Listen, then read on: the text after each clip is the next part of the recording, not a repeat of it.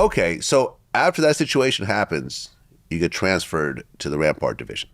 Yes, I requested to go to Rampart Division. Right, and you wanted to keep working undercover. No, not yet. No, I still was doing. I went to patrol. Okay. I went to patrol. I did patrol, and then from patrol, I got recruited to Rampart CRASH. Aha. While in Rampart CRASH, like for a year, I got recruited to another unit, which is undercover, like FES, like the movie Training Day. It's exactly the same thing you saw in the movie.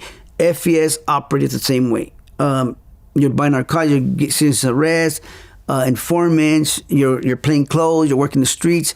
That's how it was operated like that, and it's called Field Enforcement Section. Well, let me ask you a question.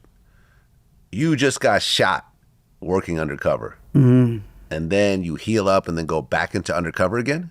Yes, but I forgot to tell you this part. While I was freshly wounded and recovering, they did throw me back undercover in the high school without letting me heal. I was in crutches going back to high school. That's crazy. They didn't ever thought about sending me to get some psych help, and I was on a rookie probationer on probation, and I didn't know how the department system functioned. If I'm supposed to go get some type of therapy or anything, and they were more concerned about the numbers. So when they threw me back to work, I started resenting the department. I started thinking these people just think you're a number. So F these guys. They don't care about you. So I started taking it personal because in my mind I'm thinking my lieutenant and people under him, which are the sergeants, the detectives too with the three stripes. That's who we were working under. They're thinking about the caseloads and the numbers for them, and I'm thinking they don't care about my well-being. And here I am as a rookie cop already experiencing it. So I started taking it personal. And they did send me to work undercover like that. I bought a bunch of dope, and they made a bunch of arrests. And then when I was done with that assignment, I went to Rampart. Okay, so you go to Rampart, and you eventually end up in the CRASH unit. Yes, I ended up in the CRASH unit. Which stands for Community Resources Against Street Hoodlums. Yes. Interesting name. Yes. You've actually admitted the CRASH unit is a gang. Pretty much, yeah. A bigger gang with the position to get the job done and deal with the bigger animals that are out there terrorizing citizens. And that's how we saw it back then when I was working the unit. They were terrorizing people and killing themselves is what they signed up for, robbing and moving dope. They signed up for that, but we were supposed to help the people that they were victimizing. They didn't sign up for that. Right. Now, the CRASH unit would deal with gang problems at all costs. Yes. The police work was not by the book. It wasn't at all. Victims would talk to CRASH, but then they wouldn't press charges, so the unit would take matters into their own hands. Yes. Explain. Well, depending on the scenario and who the guy was, if he's a gangster from any neighborhood, if he was out there terrorizing some innocent victims and we knew he had a three-striker, they'll put a gun on him and get rid of him or make him an informant. And a lot of times these guys became informants too. Some of the gangsters from 18th Street or other neighborhoods would become our informants, and they were still out in the street working and doing stuff, but they were our informants. And a lot of times they'll call us to stop a drive-by. Before a drive-by was going to happen, they'll let us know, hey, we're going to be in these two cars going down the street, pull us over, blah, blah, blah.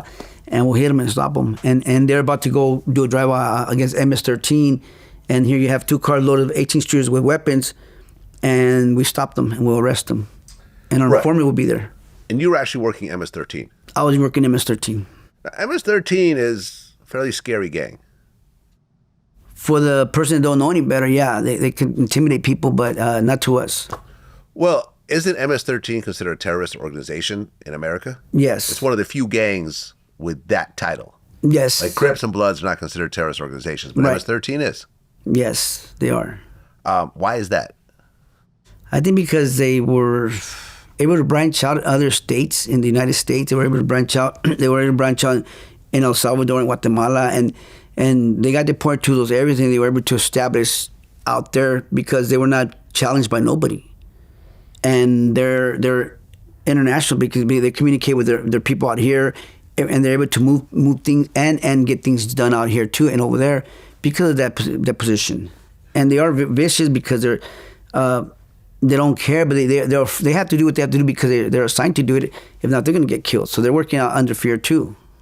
Right. When you look at MS-13 in like South America, they're known to blow up school buses and you Right. know, all types of really crazy shit. I've interviewed MS-13 people before. Yeah. And it's fairly insane. Plus they have the face They tattoos. have the tattoo in their face, 13 on their faces, so you have the intimidation factor, and, Right. and so forth. Now, Crash, one of the goals was to become the bigger gang. Right. And you guys would actually plant drugs on suspects and so forth. Yes, that would happen too. Give me an example of that. I mean, a lot of times, every scenario is different, but in some scenarios, I could be working an area and I'm doing surveillance on the MS-13 guys moving dope in the corner like nonstop, and I already have the dope in my hand or in my pocket, and I see the activity for like 30 minutes, an hour. I'll send in some units to grab those guys, and if I'm working the undercover unit, I'll just say, I bought off that guy, I bought off that guy, and I'll put the dope on all those guys. They don't know who they sold the dope to, because they don't know they sold it to me. Now they're selling dope around the nonstop in that area, and I just put the dope on it and book them for the multi-6 arrest, and we'll deal with that problem right there. Okay. I mean, in those moments, did you feel you were doing something wrong, or did you feel like, well, the ends justify the means? I'm putting dope on him, but it's not like he wasn't selling dope anyway, so whatever. The ends justify the means. That was my frame of mind back then. Yeah. The ends justify the means, and a lot of times that's how we would justify things. This person just robbed a family member or 3 family members from that area, and they're all terrorized, they're all scared to press charges, but they're telling us that they're in fear for their life, but they don't want to press charges. So then I'll find the guy who was doing the robberies and then put the dope on him too and get rid of him for the dope instead of the robberies. And there's no victims.